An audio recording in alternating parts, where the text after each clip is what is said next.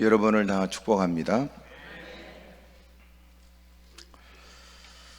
이미 7장에서 여리고성을 무너뜨렸으나 그 성에 비하면 작아 2-3천 명이면 얼마든지 해결할 수 있다고 여겨졌던 아이성 앞에서 그들은 의의 일격을 당하고 싸움의 전열을 잃어버리고 가나안 땅 정복에 대한 모든 계획과 꿈도 포기할 만큼 큰 충격의 패배를 경험하게 됩니다.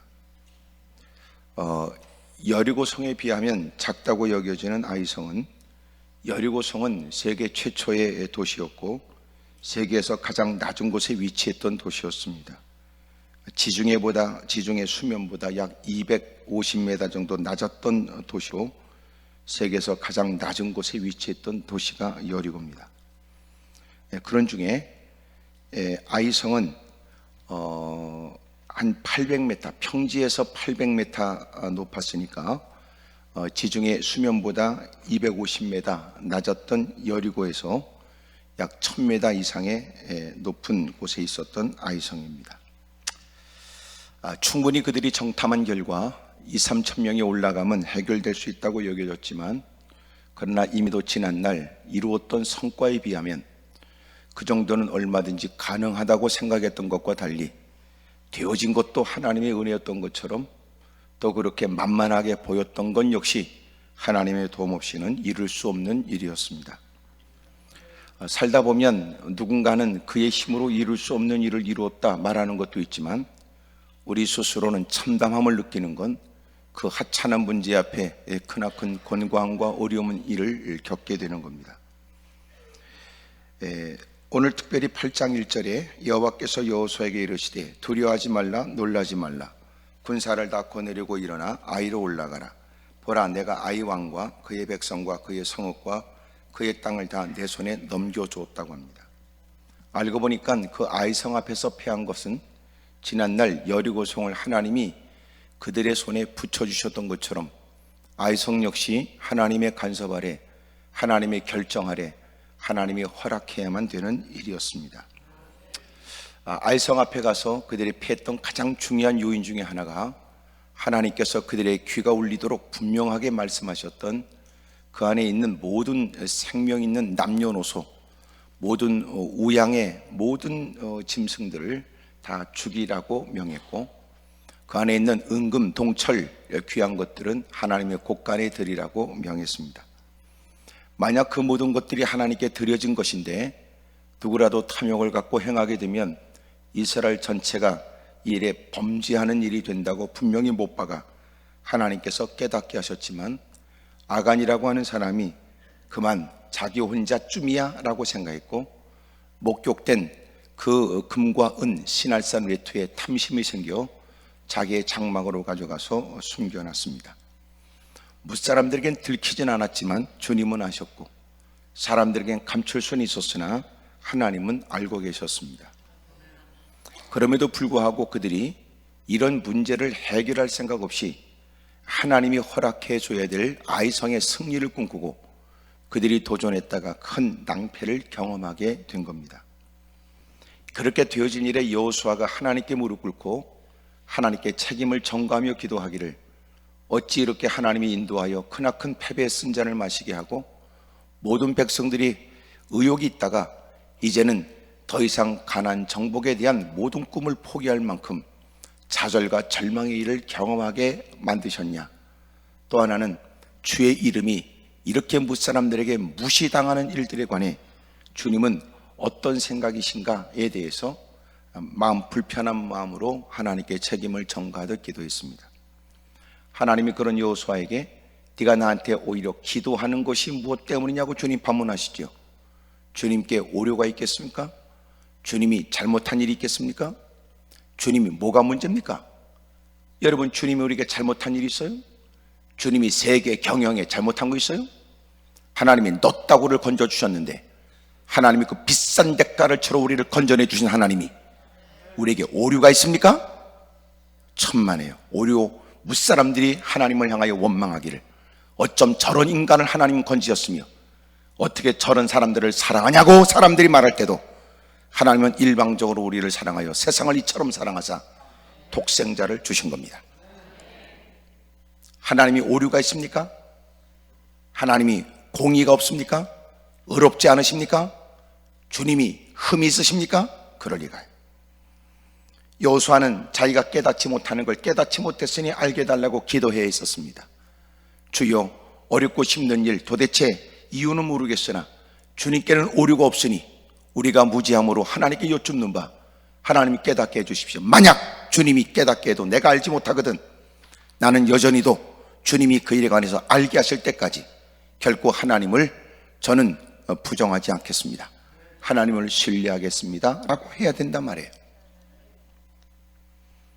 시간이 지나면 알게 되겠지요. 아이들도 철이 들면 부모의 마음을 이해하고 사람들도 성장하게 되면 비로소 그 모든 주변에 되어질 일들을 이해하게 되고 이 땅에 전혀 이해가 안 되고 답을 명확하게 하는 사람이 없다 할지라도 우리는 그 하나님을 신뢰하는 마음으로 뵙게 되어 마침내 주님이 그 모든 일들을 밝히 알게 하실 때는 이 땅에서 함부로 내뱉은 말들에 관해 우리는 얼굴이 화끈거릴 거예요. 확실한 건 오류를 따진다면 나 같은 걸 건져내 준 겁니다. 오류가 있다면 나 같은 것에 하나님이 기대를 걸고 막중한 귀한 사명의 일들을 맡겨주신 겁니다. 그런 주님이 행하시는 일들에 우리는 어떤 말로 하나님께 대들고 싶으십니까? 철없을 때는 주님이 기다리지만 뭔가 아는 척 거들먹거리는 사람이 그렇게 바르지 못한 일을 행하는 건 아픔 속에서 배우게 되고 때로는 여러분 시간이 지나 주님이 깨닫게 할 때는 여러분 큰 부끄러움을 경험하게 될 겁니다. 낮 시간에도 그런 얘기했지만 하나님은 그래도 우리를 사랑하신다 이런 얘기. 그래도 오늘 8장에 보면 하나님이 다시 패배를 했던 아이성에 그들을 다시 내가 너희 손에 붙여준다 그렇게 약속을 해요. 그런 걸 보면 하나님은 그래도 우리를 사랑해요. 그래도. 근데 우리는 어떤 사랑이에요? 하나님은 우리를 그래도 사랑할 때 우리는 겨우 그래서 사랑하는 겁니다. 네? 하나님이 우리를 사랑하는 건 그래도 사랑하는데 우리가 하나님을 사랑하는 건 겨우 조건에 의해 그래서 사랑하는 겁니다. 우리의 신앙이 성장해야 되는 건 어디까지 성장해야 돼요? 주님이 우리를 그래도 사랑하시는 것처럼 우리 역시 그래도 하나님을 사랑해야 합니다. 뭐가 필요해요? 신앙의 성장이 그리스도의 장성한 분량에 이르도록. 고난 가운데 주님이 그리 아니하실지라도 무사람들에게 뽐떼어 보여줄 만한 좋은 일을 주지 않아도 이미도 내게 행하신 바 그 은혜는 평생 항상 기뻐하고 쉬지 않고 기도하고 범사에 감사할 이유가 되는 바. 무사람들은 이해하지 못하고 다수의 사람들이 어리석다고 말할지 몰라도 우리는 그래도 우리를 사랑하시는 하나님 앞에 우리 역시 그래도 하나님을 사랑하는 거예요. 풀못불에 던져줘도 우리를 건져내 주실 것은 하나님인 줄로 믿지만 그러나 그리 아니하실지라도 우리는 하나님을 섬길 것입니다. 이왕이면 더 좋은 여건에 더 멋지게 하나님의 깃발을 흔들고 싶지만 예기치 못한 시련과 역경이 다가와 오히려 신앙 때문에 인생에 더 어려운 일을 겪은 것처럼 사람들은 남의 말 하는 길을 좋아해서 내뱉는 얘기가 우리에겐 상처가 될 수 있어도 그럼에도 불구하고 그가 주님을 향한 마음은 흔들림이 없어요. 그래도 그는 하나님을 신뢰한다. 그래도 그는 하나님을 사랑한다. 어느 때가 돼야 가능할까요? 그래서 익숙하다는 말은 성숙하다는 말이 아니에요. 예배는 익숙한데 신앙은 성숙합니까? 예배는 익숙한 것은 그냥 의식 없이 의미도 없이 참석할 가능성도 있어요. 참석하지 않으면 찝찝합니까? 참석하지 않으면 주님이 쫓아와 두들겨 뵐 것 같습니까? 여러분, 익숙하다는 것이 성숙하다는 말일까요? 아니에요. 오히려 익숙하기 때문에 오히려 예배를 더 경히 여기거나 잘 알기 때문에 더 맘먹거나 잘 알기 때문에 예의를 묵살하거나 잘 알기 때문에 못된 짓을 할 가능성도 있죠.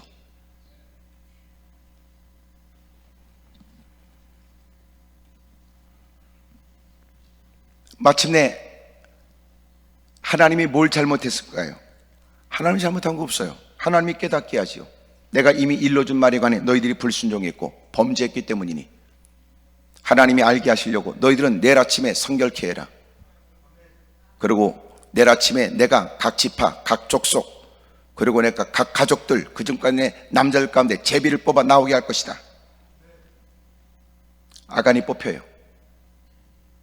하나님이 잘못했습니까? 여호수아가 말하기를 이렇게 되어진 나라의 일들에 관해 너는 솔직하고 진솔되이 네가 무슨 잘못했는지 고백해줘라. 목욕하게 되므로 탐심이 일어나게 됐고 해서는 안 될 짓을 행하게 되므로 명품으로 여겨지는 시날산 외투와 금, 은을 자기 장막에 감춰놨다는 걸 고백해요.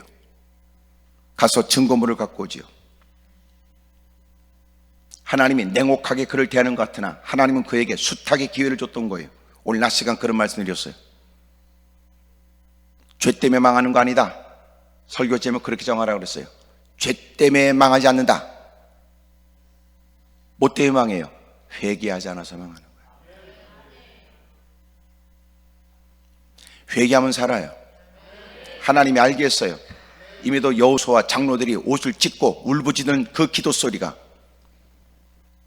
그들이 머무는 그 진에 들려졌는데도 가슴치고 무릎 꿇어들 인간은 끄떡도 안 하고 내일 아침에 성결케 하여 전부 다 나와라. 내가 그 사람을 뽑아낼 것이다 라고 다 알려주라고 해서 알려줬는데 들어놓고도 그 밤에 무릎 꿇을 생각도 오히려 두 다리를 뻗고 잘 잔 것 같아요. 그럼에도 불구하고 또 기회를 주지요. 각 지파, 각 족속, 각 가족들을 제비를 뽑아 하나씩 뽑을 때 뭔가 자꾸만 뭔가 몰아가잖아요. 너 이래도 회개 안 할래?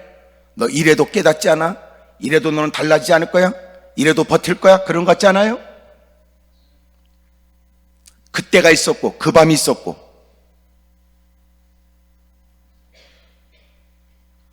또 주님이 또 가르쳐 주는 거예요. 이래도 이제라도 돌이키도록 주님이. 그러나 그는 버텨요. 그리고 제비를 뽑혔어요. 그러니까 멸망당하는 거예요. 숨겼던 은금 시나산 외투와 그의 가족들, 그의 재산 모든 것들을 아골골짜기 집어넣어요. 불태워요. 돌로 쳐 죽였어요. 돌무더기로 만들어요. 그걸 아골골짜기라고 그래요. 그런 다음에 하나님께서 말씀하시기를 이젠 두려워하지 말고 놀라지 말라. 군사를 더 거느리고 일어나 아이로 올라가라. 보라, 내가 아이 왕과 그의 백성과 그의 성읍과 그의 땅을 다 내 손에 넘겨줬다 그래요. 여러분, 전쟁은 누구에게 속했어요? 하나님께 속했어요. 시편 23편 8절 영광의 왕이 누구냐? 강하고 능하신 여호와시요 전쟁에 능하신 여호와시로다. 여러분, 전쟁은 피차간의 전력, 여러분 싸움의 숫자, 여러분 그것으로 결정됩니까? 더 열심히 훈련된 사람, 그들이 여러분 이길 승산은 있을지 모르지만 계산에 의하면 그가 이길 가능성이 크다고 말하지만 그러나 전쟁의 승패는 하나님의 손에 있어요. 다윗과 골리앗의 싸움을 기억합니까? 사무엘상 17장 47절 또 구원하심이 칼과 창에 있지 아니함을 이 무리에게 알게 하리라. 전쟁은 여호와께 속한 것인즉 그가 너희를 우리 손에 넘기시리라. 다윗이 골리앗 앞에 서서 자기의 위용을, 자기의 큰 등치를, 큰 방패를 자신감 있는 목소리로 여러분 아무것도 아닌 게 보이는 다윗을 우습게 여기며 내뱉는 얘기에 네가 마치 개를 잡으려고 막대기를 들고 나왔구나. 그는 조금도 움직이지 않아요. 흔들림이 없어요. 눈동자에는 겁이 없어요. 그리고 그가 말하기를 전쟁은 하나님께 속했다 그러잖아요. 전쟁은 하나님께 속했다. 결코 네가 갖고 있는 창, 칼, 네가 지금까지 수없이 많은 싸움에서 이겼다고 하는 과거의 얘기를 가지고 내게 나왔으나 그러나 모든 이기고 지는 것은 하나님의 손에 있다. 하나님이 이기게 이기는 겁니다. 예? 가나안 땅 정복도 마찬가지. 이스라엘 백성이 힘이 있어서 그들을 이기는 거 아니에요. 그들의 죄악의 관영이 있기 때문에 그렇고 하나님께서 이스라엘 백성을 이기겠다고 하나님께서 약속하셨기 때문에 맹세하신 땅에 들어가 그 땅을 얻도록 주님이 역사해 주신 거예요. 자랑할 게 뭐 있어요? 쥐뿔이나. 거들먹거릴 게 뭐 있어요? 쥐뿔이나. 자수성가 좋아하네. 세상에 아침 일찍 일어나고 저녁자리에 늦게 눕지만 모든 사람이 다 똑같은 걸 누리고 사는 거 아닙니다. 애쓴 바 헛되지 않아. 가을에 가을나무에 열매가 있고 밭에 소출이 있는 것은 하나님의 각별한 은혜고, 저주가 뭐예요? 수고는 있으나 열매가 없어요. 저주는 뭐예요? 물 없는 구름 같고, 저주가 뭐예요? 열매 없는 가을나무 같단 말이에요. 굴뚝에 나오는 연기와 같고 아무것도 아니에요. 아무것도. 바람 불면 없어져 버리고. 여러분, 전쟁이 누구에 속했어요? 하나님께 있어요. 하나님께. 그렇다면 전쟁에 관해서 뭘 가르쳐줘요? 전쟁에도 뭐가 중요해요? 믿음이 중요한 겁니다. 믿음이.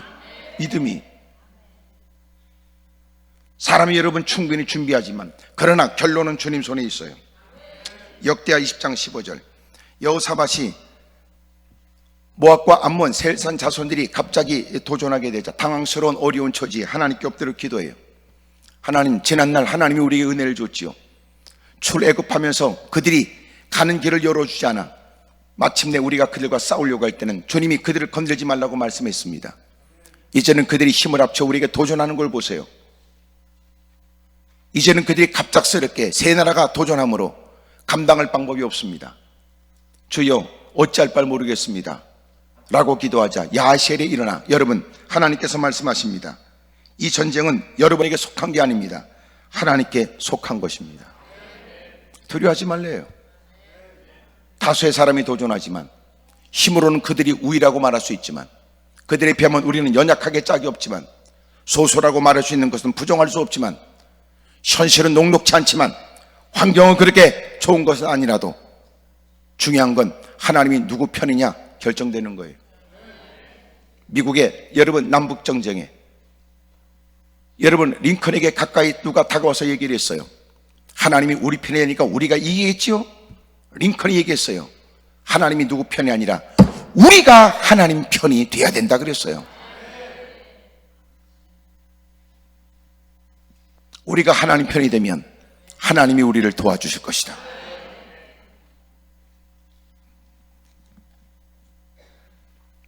저와 여러분들이 전쟁이 믿음으로 결정된다니 놀랍잖아요. 우리는 뭘 믿어요? 하나님의 절대 능력을 믿어요. 하나님의 절대 주권을 믿어요. 전도서를 보겠습니다. 전도서 9장.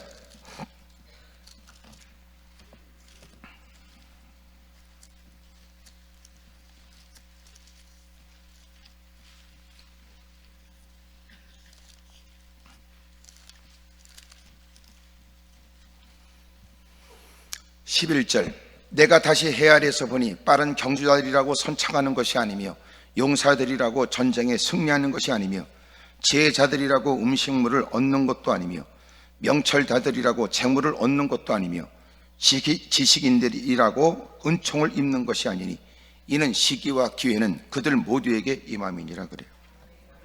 똑똑하고 잘나서 여러분 되는 것 아니고, 여러분 먹는 것도 누리는 것도 선창하는 것도 이기는 것도 여러분 사람이 용사기 때문에 아니고 먼저 뛰기 때문이 아니고, 여러분 놀라운 건 하나님께서 은혜를 그에게 베풀어 준다는 거예요.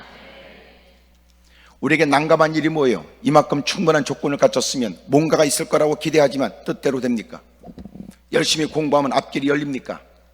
남달리 뛰어난 여러분 학력을 갖고도 힘들고 어렵게 사는 사람은 우리 주변에 널려 있어요. 한국 사람들처럼은 여러분 고학력의 사람들이 어디 있습니까? 그만큼 여러분 충분히 배웠으면 가능할까요? 충분히 습득했으면 가능할까요? 능력 있으면 가능할까요? 천만에 그렇지 않아요. 그러므로 누구보다도 무사람의 지목을 받는 사람이라도 또 무릎 꿇어야 되고, 누구보다 대단하다는 칭송을 받아도 여전히 예배를 존중히 여겨야 되고, 그만한 일에는 이제는 갖고 있는 경험 가지고 충분히 결정할 수 있을 거라고 여기지만, 정작 그가 하나님을 안다면 그는 무엇보다도 무릎을 꿇고 주님의 음성에 들릴 때까지 기다리겠죠. 전쟁이 하나님의 손에 있습니다. 하나님이 허락해야, 하나님이 되게 하셔야, 주님이 비로소 그 일을 허락하셔야만 되는 거예요. 하나님이 필요 없다는 듯 거들먹거리는 사람은 많고, 여러분, 하나님이 필요 없다는 듯 다수의 사람들이 어울려가며 오만방자한 일들을 주님이 비웃으시며,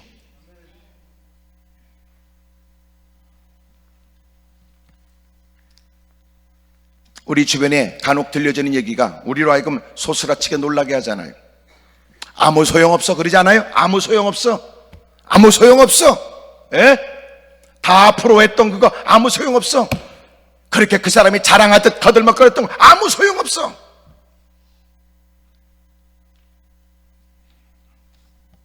결정적 순간에는 그를 돕는 사람이 아무도 없어요. 지금도 믿음이 필요하다고요. 히브리 11장 30절에 여러분, 여리고성이 어떻게 무너져요?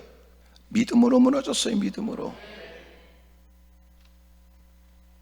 아이성이 어떻게 무너져요? 믿음으로 무너지는 거예요. 주님이 되게 하셔야 된단 말이에요. 힘이 없다고 할지라도 낙심하지 말아라. 주님이 함께하면 되지. 이것은 얼마나 지금까지 경력으로 볼 땐, 경험으로 볼 땐 아무것도 아니고 익숙한 일이니까 가능하다고 착각하지 마세요. 늘 다뤘던 기계에 사람들은 크나큰 어려움을 당하고 늘 해왔던 일에, 업무에 큰 골을 다치지. 믿었던 사람에게 상처를 입고 배신을 당하고. 자랑할 것이 뭡니까? 건강일까요? 자랑할 게 뭐 있어요? 아무것도 없어요. 오늘도 하나님의 은혜로 기고동작하고 살며 오늘도 이 밤에 이렇게 무릎을 꿇었습니다. 주여, 우리에게 믿음을 주십시오. 다급한 그 상황 앞에 하나님께 믿음을 구하는 것은 사치스러운 일이에요? 배부른 소리일까요? 그렇지 않아요. 우리는 믿어요. 주님이 비로소 그 일에 개입하고, 비로소 주님이 그 일에 역사해 주시고, 비로소 그 일에 주님이 허락해 주셔야만 된다는 걸 말이에요. 그러면 드디어 아이성 앞에서 크게 패했던 사람들, 여리고성을 무너뜨릴 때와 전혀 다른 방법을 주님 말씀하시는 거예요. 넌 두려워하지 말아라. 이제는 군사를 다 거느리고, 그들이 정탐 결과는 뭐였는데요? 2~3천 명이 올라가면 된다고 생각했어요. 군사를 다 거느리고 올라가래요. 다르죠? 너는 여리고와 그 왕이 행한 것 같이 아이와 그 왕에게 행하되 오직 거기서 탈취할 물건과 가축은 스스로 가지라. 나는 아이성 뒤에 복병을 둘지라 그래요. 이번에 어떻게 했냐면 하나님이 희한한 특별한 전략을 세웠어요.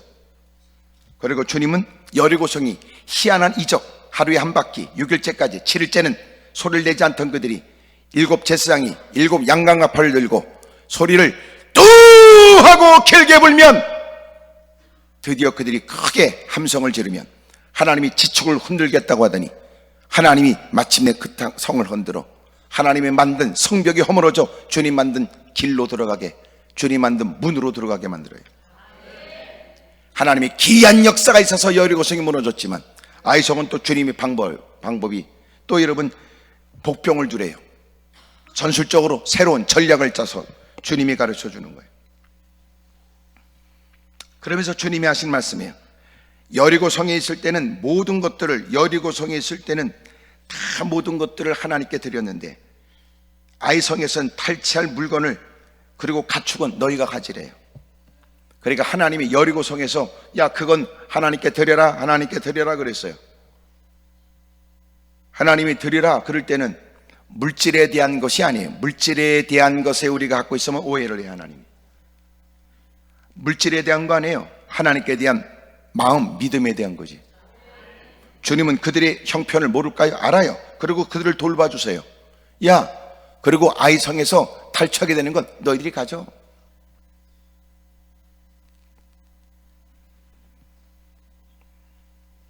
우리는 하나님을 섬기되 끊임없이 자기 이기적이고 탐욕적이기가 많아요.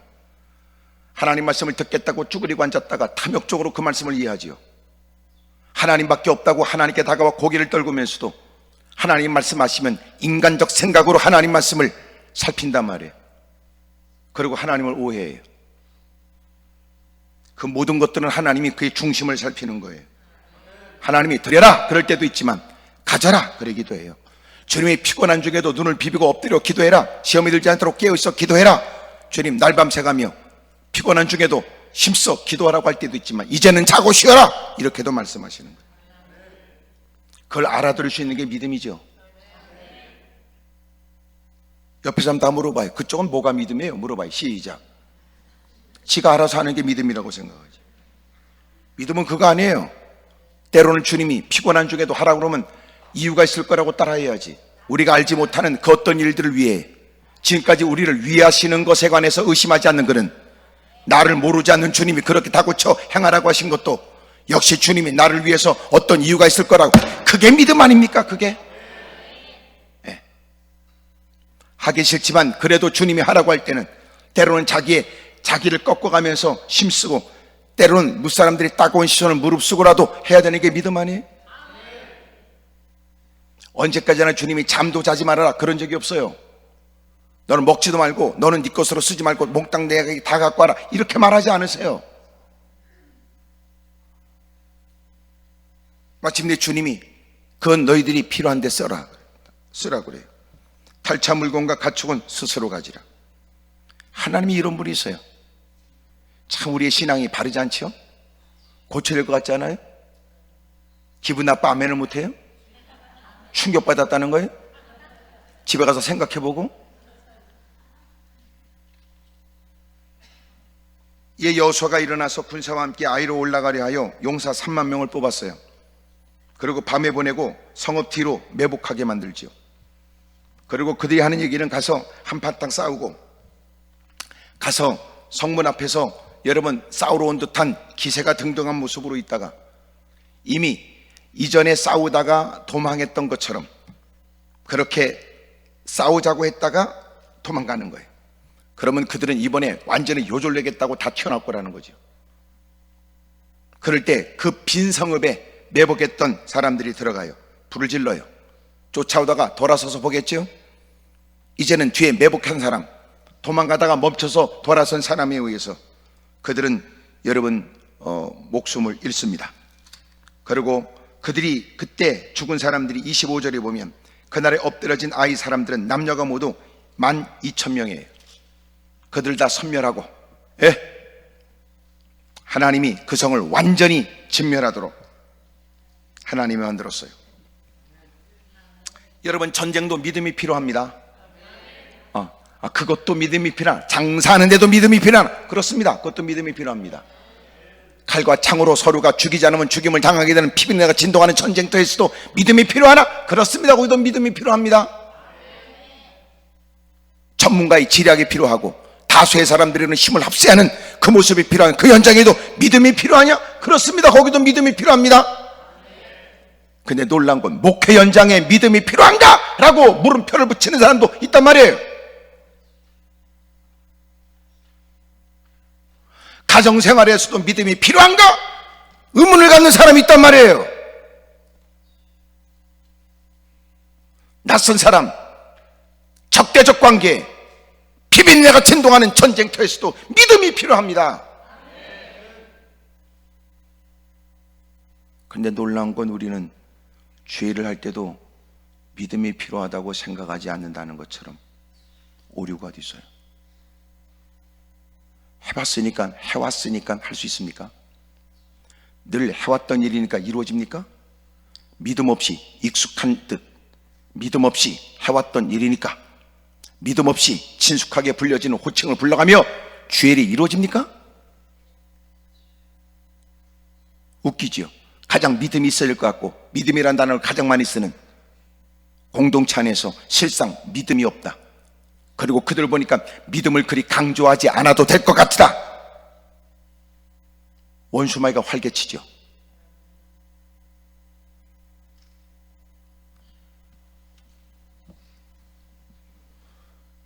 지금은 영적 전쟁의 시대입니다. 그러므로 에베소 6장을 보게 되면 지금은 혈과 육의 싸움이 아니고 여러분 영적 전쟁에 6장 13절에 우리는 전신갑주를 입어야 된다잖아요. 구원의 투구, 의의 흉배, 진리의 띠, 복음의 예비한 신, 믿음의 방패, 말씀의 검을 들어야 된다. 이게 무슨 말이에요? 하나님 전신갑주를 왜 입어요? 전쟁을 치르니까.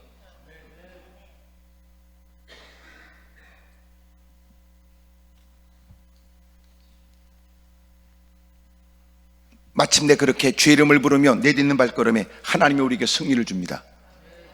믿음이 이기게 하죠. 믿음이.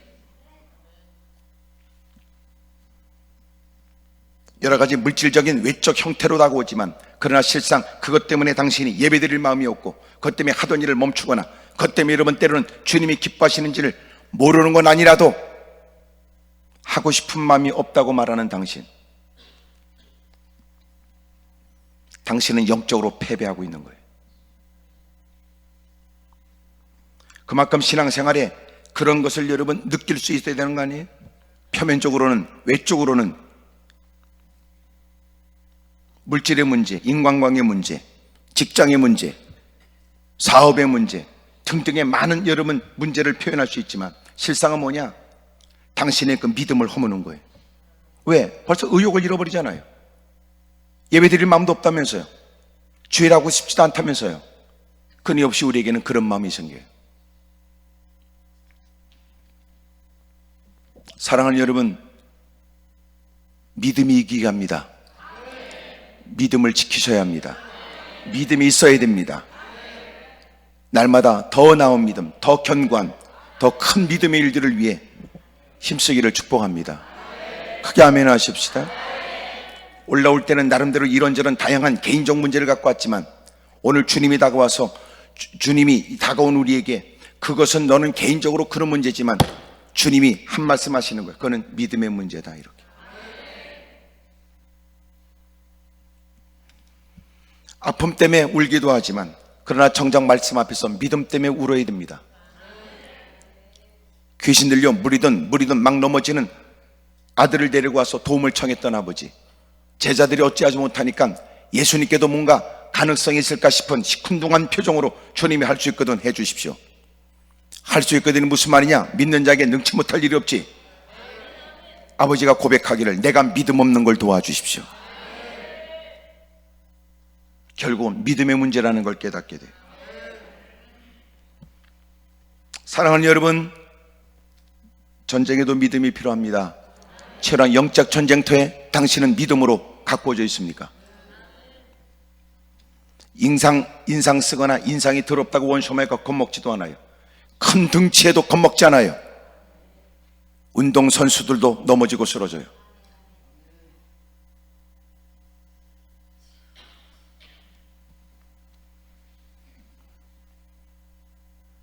여러분, 전쟁도 믿음이 필요하고, 두 번째, 전쟁도 반드시 성결해야 됩니다. 성결. 야고보서 4장 8절, 하나님을 가까이 하라. 그리하면 너희를 가까이 하시리라. 죄인들아 손을 깨끗이 하라. 두 마음을 품은 자들아 마음을 성결하게 하라. 여러분, 영적 전쟁, 실제적 치열한 전쟁에서도 주님이 그들에게 말씀하셨던 건 성결이에요. 성결. 성결입니다. 성결. 주님께서 아침 일찍이 그들로 하여금 다 모이게 하고, 너희들은 일어나서 내일 너희들은 너희 자신을 거룩하게 하라. 7장 13절, 너는 일어나서 백성을 거룩하게 하여 이르기를 너희는 내일을 위하여 스스로 거룩하게 하라. 마침내 여러분, 그들이 하나님의 진노를 일으켰던 일들이 뭐였어요? 그것은 아간의 범죄였단 말이에요. 7장 1절, 이스라엘 자손들이 온전히 바친 물건으로 말미암아 범죄하였으니 이는 유다 지파 세라의 증손 삽디의 손자 갈미의 아들 아간이 온전히 바친 물건을 가졌습니다. 여호와께서 이스라엘 자손들에게 진노하시니라. 7장 26절, 그 위에 돌 무더기를 크게 쌓았더니 오늘까지 있더라. 여호와께서 그의 맹렬한 진노를 그에게 거치시니 그러므로 그곳 이름을 오늘까지 아골 골짜기라고 부르니라. 여러분, 주님께서 사람을 뽑아낼 때도 너희들은 성결하게 하나님께 나와야 되고, 마침내 그들이 아이성에 올라가서 그 성을 여러분 점령하기 위해서 해야 될 일은, 여러분 주님의 진노를 유발시켰던 문제가 해결되어야 될 일들이었어요. 마침내 여러분 그 문제를 다 제거하고 나니까 비로소 주님이 두려워하지 말라, 놀라지 말라, 군사를 다 거느리고 일어나 아이로 올라가라. 내가 그 왕과 그의 백성과 그의 성읍과 그의 땅을 다 내 손에 넘겨주었다 그래요.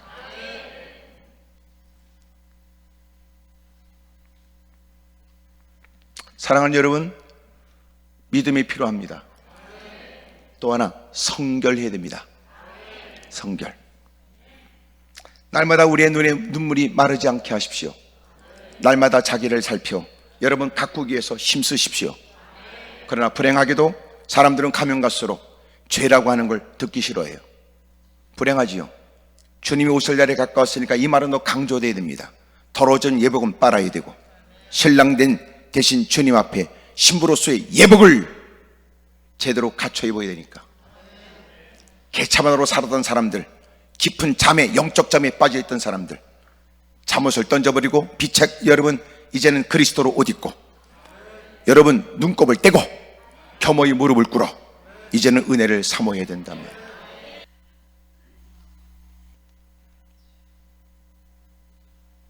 우리 모두가 날마다 깨끗하고 성결하고 진실되게 살아야 되는데, 자기를 살필 겨를도 없이 자기 감정에 치우쳐 충동적으로 살아갑니다.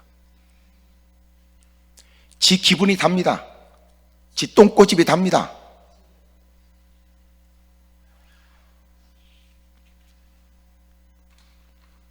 마지막 때 현상, 자기 중심적입니다.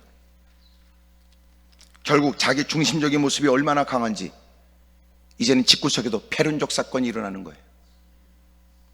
아버지라도 엄마라도 자식이라도 부모라도. 패륜은 뭐예요? 인륜의 반대말이지. 예? 인간이길 포기한 인생의 삶을 산다는 거예요. 안타깝게도 개보다 못한 인간, 짐승보다도 못한 인간들, 이게 마지막 때 현상이래요.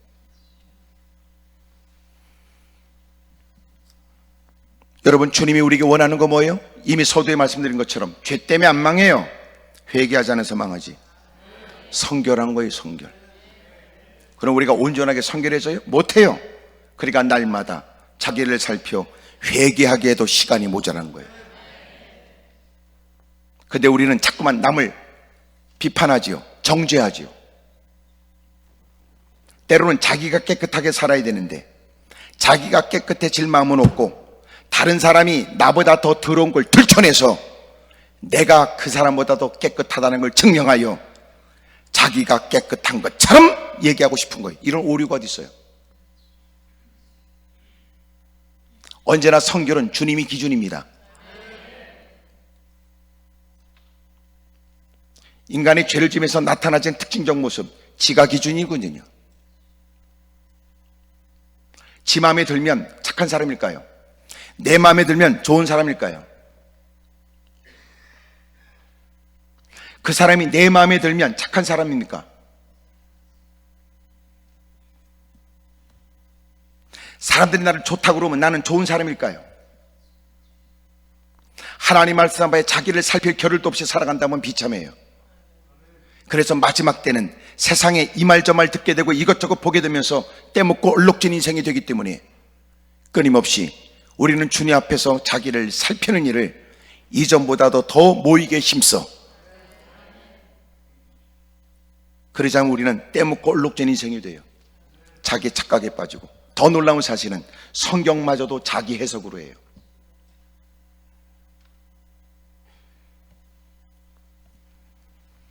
영적 전쟁터에 있습니다.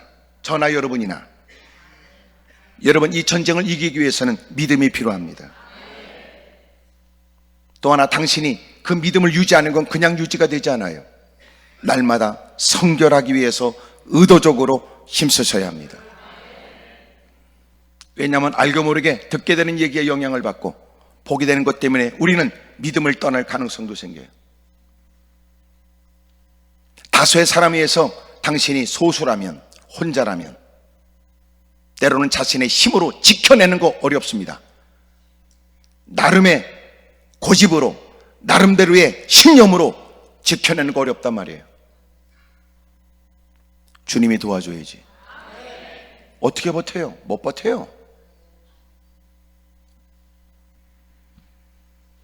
그러므로 요새 당신이 하나님 앞에 회개하거나 여러분 자신을 살펴보려고 애쓰지 않는다면 요새 신앙생활이 이상 중후가 이미 있는 거예요. 강단에서 회개하고 모든 사람이 구석진 곳에서 날마다 자기를 살피는 일을 계속해야 됩니다. 다시 한국교회가 일어나는 방법, 회개하는 거, 회개. 예? 회개하는 겁니다. 저도 목사로서 30년이 넘는 시간을 보냈지만 개떡이나 목사라는 이름 갖고 깨끗한 거 아닙니다. 목사니까 더 많이 회개되겠지. 장로니까 더 회개해야지. 권사니까 더 회개해야지.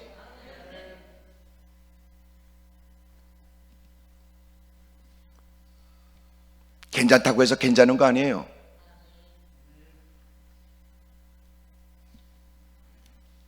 요새는 또 회개하라 그러면 또 싫어하니까. 교회에서는 또 이렇게 막 강조하는 건 성도들이 금방 알아요. 저 얘기는 누구 들으라고 하는 것 같다 이렇게. 그래서 설교를 들으면서 지네끼리도 막 눈치 주고 또 쳐다보고 막 이렇게. 어떤 건 또 아주 유난스러운 예편내는 또 모가지를 틀어서 막 확인하고 이렇게. 하여튼 교회는 별 이상한 것들 더럽게 많아요. 뻔뻔하고. 하여튼 요새 세상은요, 뻔뻔한 세상이 뻔뻔한 세상. 아주 더럽게 뻔뻔한. 수시로 말을 바꾸고, 시대마다 바꾸고, 때마다 바꾸고, 뻔뻔한 세상.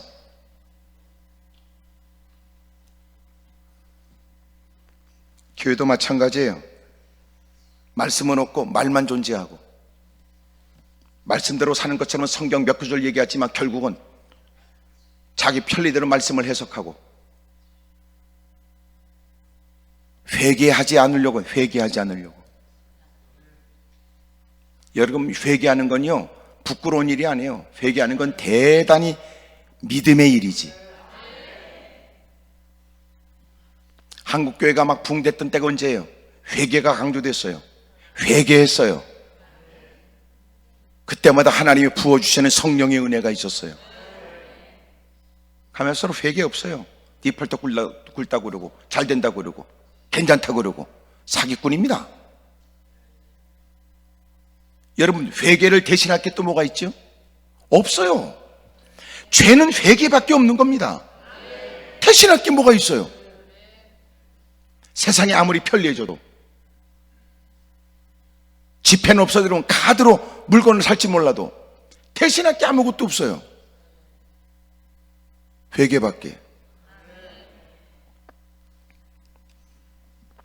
이렇게 기도원에 올라와서 그래도 낯선 사람 틈바구니에 누구의 눈길을 굳이 그렇게 의식할 필요가 없는 공간에서 하나님이 주는 말씀 따라 자기를 진솔되이 고백하고 회개하고 가뿐한 모습으로 돌아가길 바랍니다. 가벼운 발걸음으로 이제는 더 이상 쫓기도 살지 않고, 죄에 질질 끌려다니지 않고, 죄의 종로로 타지 않고.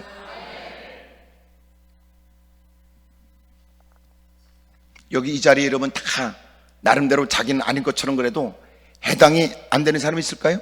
다 마찬가지. 우리 여러분도 겉은 멀쩡해도 속은 보통은 아니잖아요. 또 여기가 여러분 자기 홈그라운드가 아니라는 걸 아니까 또 착한 척하고 있지. 집에 가면 본색을 드러낼 사람도, 일상으로 돌아가긴 또 무슨 짓을 또 할지.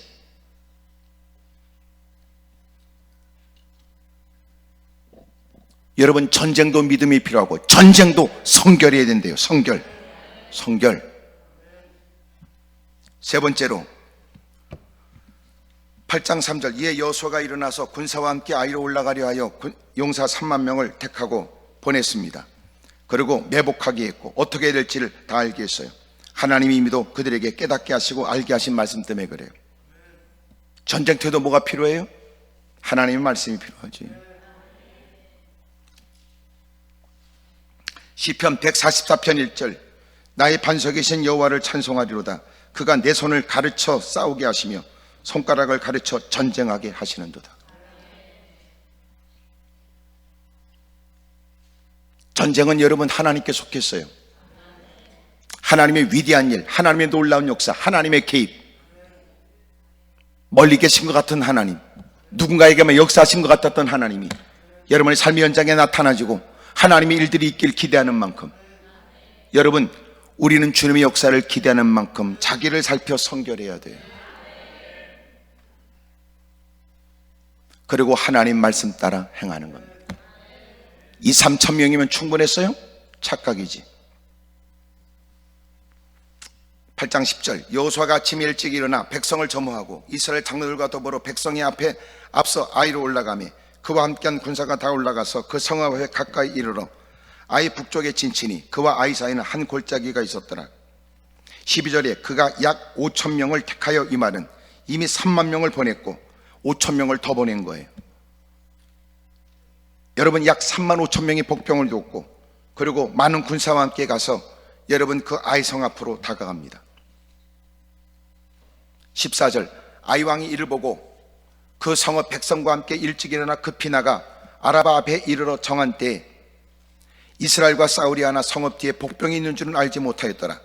여호수아와 온 이스라엘이 그들 앞에 거짓으로 패한 척하여 광야길로 도망하며 그 성읍에 있는 모든 백성이 그들을 추격하려고 모여 여호수아를 추격하며 유인함을 받아 아이 성읍을 멀리 떠나니 아이와 베델에 이스라엘을 따라가지 아니한 자가 하나도 없으며 성문을 열어놓고 이스라엘을 추격하게 돼요. 18절 여호와께서 여호수아에게 이르시되 내 손에 잡은 단창을 들어 아이를 가리키라. 내가 이 성읍을 내 손에 넘겨주리라. 여호수아가 그의 손을 잡은 단창을 들어 그 성읍을 가리키니 그의 손을 드는 순간에 복병이 그들의 자리에서 급히 일어나 성읍으로 달려가 약속한 대로 마침내 도망가다가 돌아서서 여러분 단창을 높이 들어요. 마치 여러분 모세의 손에 들었던 하나님의 지팡이를 여러분 내밀되자 홍해가 갈라지듯이 여러분 그 곁에서 지켜봤던 그가 여러분 그 권위와 여러분 그 확신을 갖고 단창을 높이 들어요. 숨었던 복병들이 일어났고 쫓기도 도망갔던 사람이 멈춰 다시 되돌아섰고 20절 아이 그 들어가서 성에 불을 놓고 20절 아이 사람이 뒤를 돌아본즉 그 성읍의 연기가 하늘에 닿은 것이 보이니 그 길로 이 길로도 저 길로도 도망할 수 없이 되었고 광야로 도망하던 이스라엘 백성은 그 추격하던 자에게로 돌아섰더라. 여호수아와 온 이스라엘이 그 복병이 성읍을 점령함과 성읍의 연기가 오름을 보고 다시 돌이켜 아이 사람들을 쳐 죽이고 복병도 성읍에서 나와 그들을 치매 그들이 이스라엘 중간에 든지라. 어떤 사람들은 이쪽에서 어떤 사람은 저쪽에서 쳐 죽여서 한 사람도 남거나 도망하지 못하게 하였고 마침내 그날 12,000명이 여러분 목숨을 잃고 그 성에 있는 모든 것들은 다 탈취하게 되었고 크나큰 승리를 얻게 돼요. 사랑하는 여러분, 피할 수 없는 전쟁터에 있습니다. 믿음이 필요합니다. 날마다 자기를 살피시죠. 하나님 말씀에 귀를 기울이십시오. 말씀대로 사는 것은 사람들의 세상 논리와는 어울리지 않는 것처럼 보여지고 세상에 경험이 있다고 하는 인간들에 의해서 우리는 교회 안에서조차 하나님 말씀을 경히 여기게 되는 바르지 못한 일도 있을 수 있을 때, 경험이 아니에요. 경험은 존중해 올 수 있지만 주님은 지금도 살아계셔서 주님은 지금도 새롭게 역사하신단 말이에요. 경험이 있다면 오늘도 하나님께 겸허히 무릎을 꿇고 주님이 우리에게 무슨 말씀을 들려주실까 귀를 기울이는 게 마땅한데 오늘 하나님 말씀을 무시하고 옛날 경험만 얘기하는 건 바른 신앙 아닙니다. 지난날 하나님의 각별한 은혜로 스스로 읽을 수 없었던 것들을 이룬 게 사실이라면 오늘 하나님께 겸허히 무릎 꿇고 오늘도 역사하시는 어제나 오늘이나 영원토록 동일하시게 살아계셔서 우리를 살피시고 우리를 지도하고 가르쳐 주시고 인도해 주시는 주의 음성에 귀를 기울여요.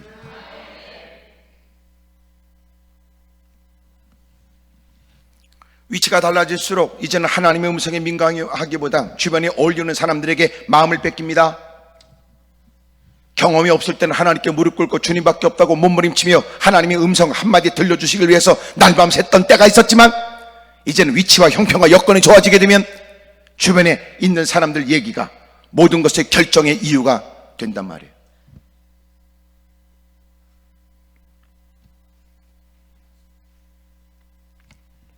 그런 걸 보면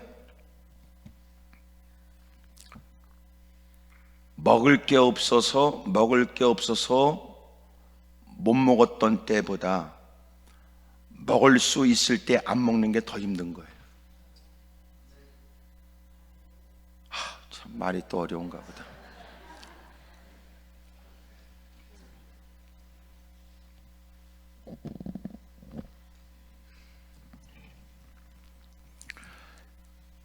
내가 옛날에 힘들고 어려울 때는 주님을 찾기가 쉬워요. 왜? 어차피 내가 바라볼 뿐이 없어. 내가 선택할 조건이 많아지면, 모든 것을 할 수 있는 여건과 여력이 생길 때, 그 누구보다도 하나님밖에 없다고 신앙을 고백하고 주님께 매달려 주님께 마음을 쏟는 거는요, 어려운 일이에요.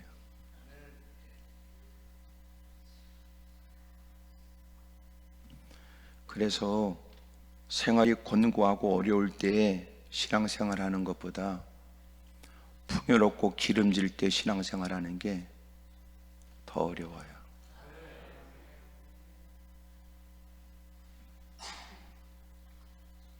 그렇기 때문에 지금보다 환경이 더 좋아지면 멋들어진 일을 할 것처럼 하나님께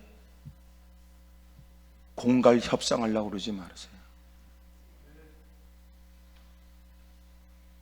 제가 늘 하는 얘기지만 지금 바르게 살지 못하는 사람이 더 좋은 여건에서 믿음 생활할 가능성이 희박해요.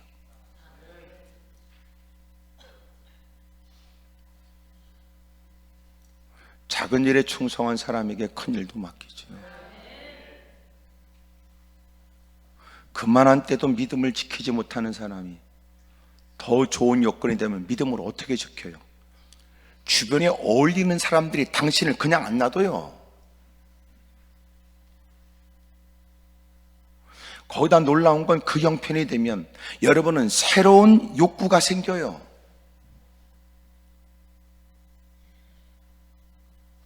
없을 때는 한 개라도 감사하지만 한 개 생기면 10개 생각해요. 그래서 보니까 헌금도 누가 열심히 하는가 보니까 없는 사람이 잘하는 것 같아요. 왜냐하면 모아도 안 모아질 것 같으니까 에라 확 들여버린다 그러는 것 같아요. 있는 것들은 더 어려워요. 못해요. 왜냐하면 있는 것들은 조금 더 모아서 5천만 원 만들고 5천만 원 만들면 이제 1억이 목표고 1억 모으면요 그 다음에는 5억이 목표고, 그래서 그 인간은 계속 돈만 모으고 돈 세다가 죽어버려요. 그 인간이라고 해요. 탐욕스러운 인간. 없을 때는 조그만 것에도 감동하지만 점점 많아지면요 감동도 없어져 버려요. 고마운 것도 없어지고요. 그게 인간이에요.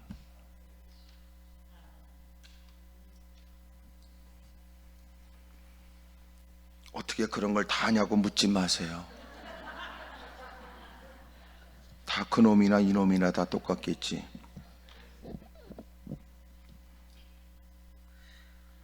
그러므로 세상에서도 뭐가 필요해요? 믿음이 필요해요. 당신이 처하고 있는 일들, 당신이 부딪혀서 또한 두려워하는 그 어떤 일이라도, 전쟁까지도 우리에겐 믿음이 필요합니다. 성결하게 살아야 됩니다. 하나님의 말씀으로 마침내 결정하고 살 수 있기를 주의 이름으로 축복합니다. 할렐루야. 입구에다 그렇게 써놔라고 그랬어요. 결정해 주시기를 기도하고 결단을 위해 기도하라. 주님이 결정해 주시기를 기도하고 결정해 주신 것을 내 것으로 결단하기 위해서 기도해야 돼요. 주여 주의 뜻이 무엇입니까? 라고도 물어야 되며, 주여 그 뜻대로 순종하겠습니다, 힘을 달라고도 기도해야 된단 말이에요.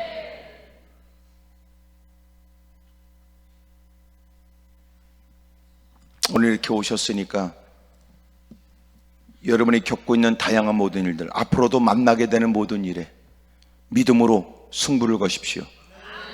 날마다 자기를 살피는 일을 멈추지 마십시오.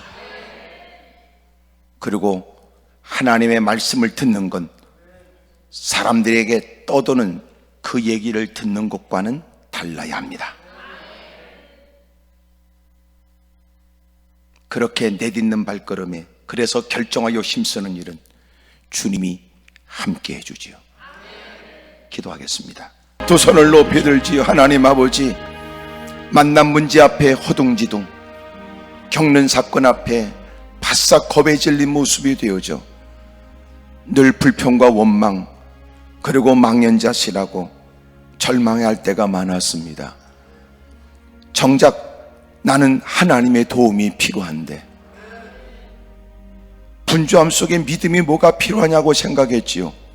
탐욕에 젖었고 성취 욕구에 사로잡혀 우리는 세상 논리에 사로잡혀 있었습니다. 주여 제게 믿음을 주십시오. 주여 저를 용서해 주십시오. 주여 말씀대로 행할 수 있도록 은혜를 주십시오. 그것이 세상을 이기는 거란 말이에요. 주님을 크게 세 번 부르고 통솔한절히 기도합니다. 주여 주여 주여